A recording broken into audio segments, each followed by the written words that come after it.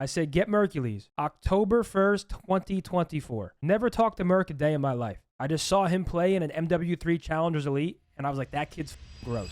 I mean, the boy just went back-to-back with 2 different rosters. I mean, say what you want, bro. Like, that's so impressive. And listen, I know this is hindsight, and you can call me crazy. Watching them win it with Kyler and Mercules compared to hypothetically Scrap and Hydra is a different feeling in my humble opinion. Like, I think this roster is expected to win every single tournament. Like, second place is unacceptable for a team like this, just based on the sheer firepower. To watch a team that not many people expected go out there and win champs with having a pretty awful season, like, it was an underdog story. I mean, we should just watch this for a bit, bro. We should just watch this for a bit. What else do we have to do?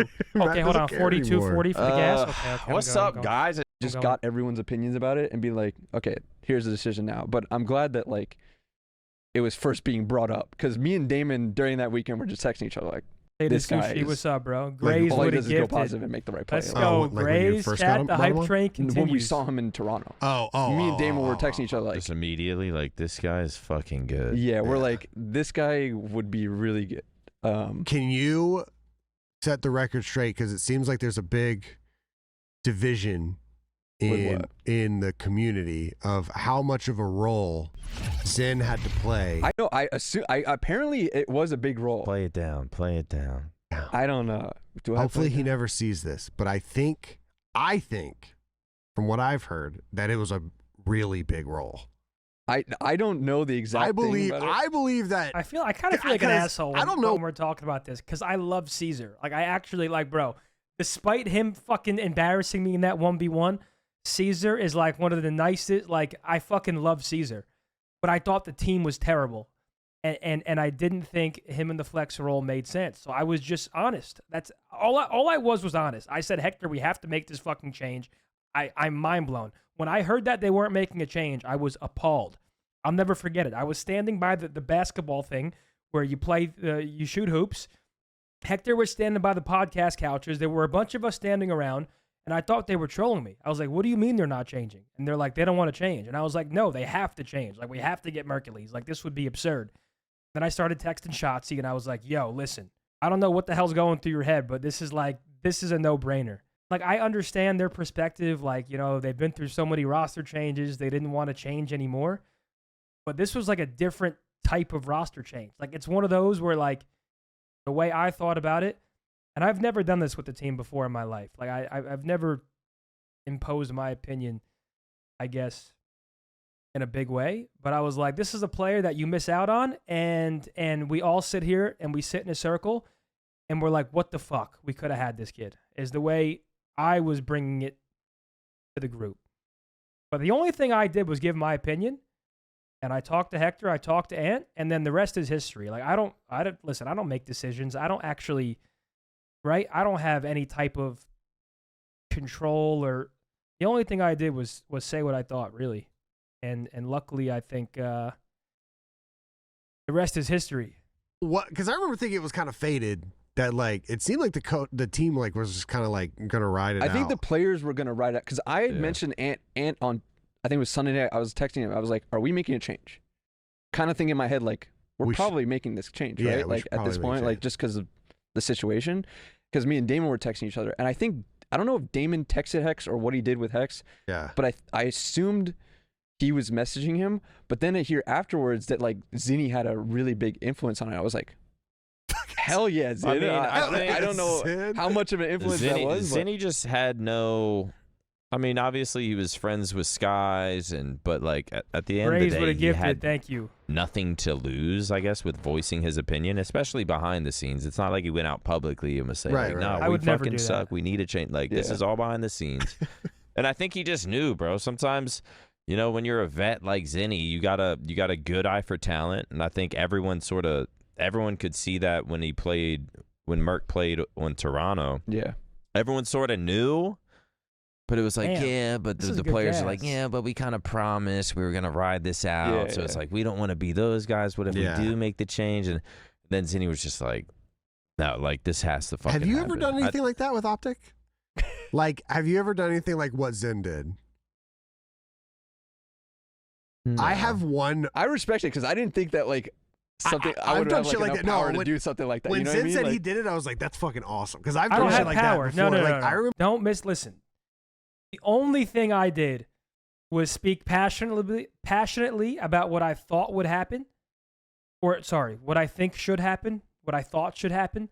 The only thing I did was be like brutally honest, and I think I was pretty passionate in the way I was like, yo, listen, this has to happen. Like this would be such a big mistake. Like this team, what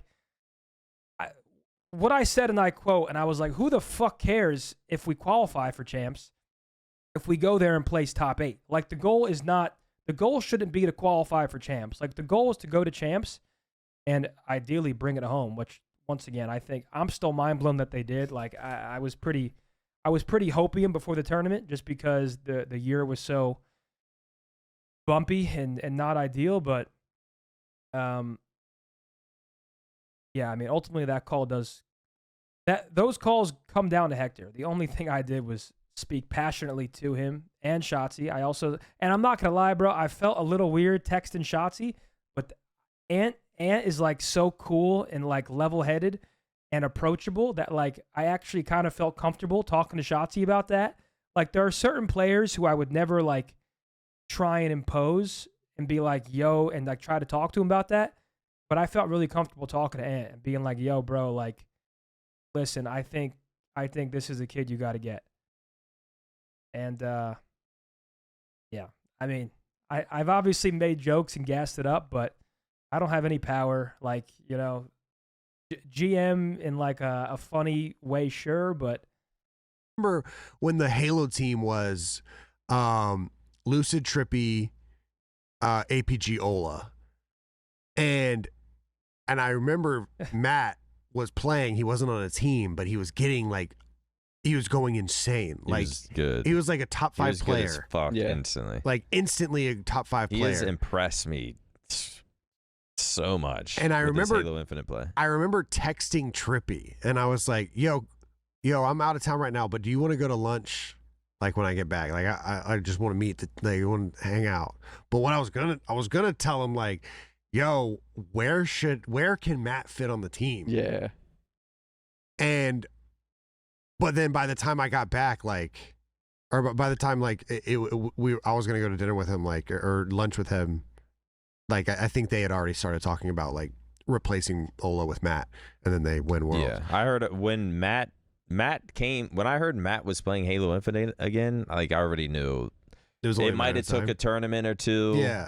And they were gonna feel it because obviously, if like the Halo team comes out, wins the first event, wins the second event, yeah. Like, can they fucking pick up Matt? Yeah. So I think they were just kind of waiting it out, but I knew right away when Matt was starting to play Halo again. Guys, listen, I'm going to watch this Flycast for a bit if you guys are down to watch, but make sure to go drop a like on it.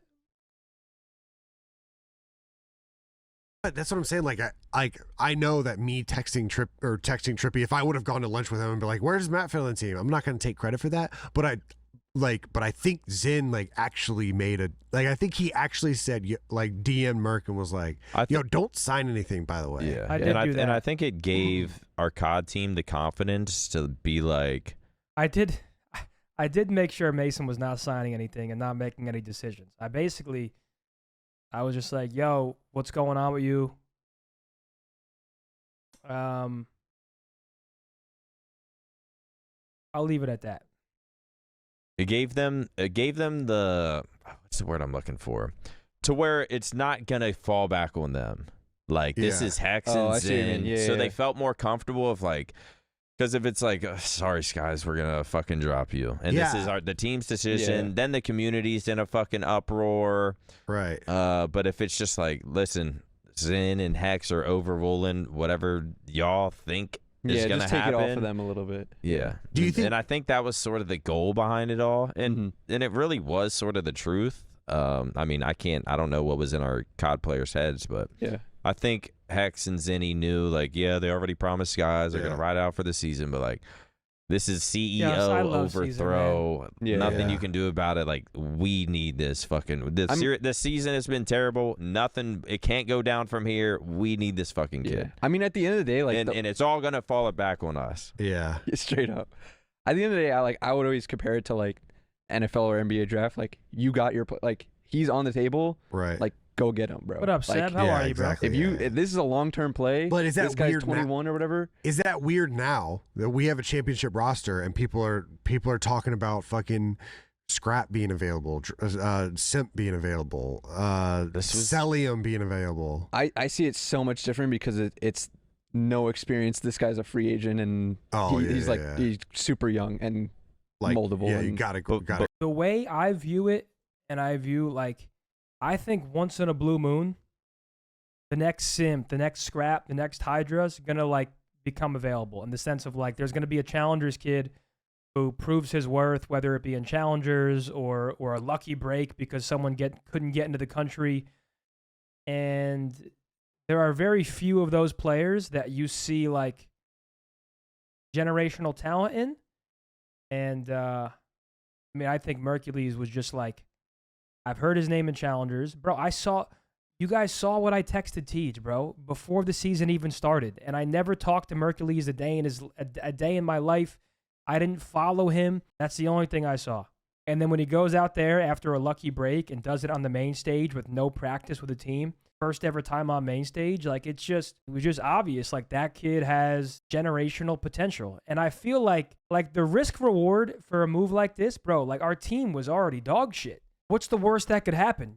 You put in this new amateur and they're still dog shit? Oh, boo-hoo. Like that's the, I guess, reality is like, the only way to go was really up.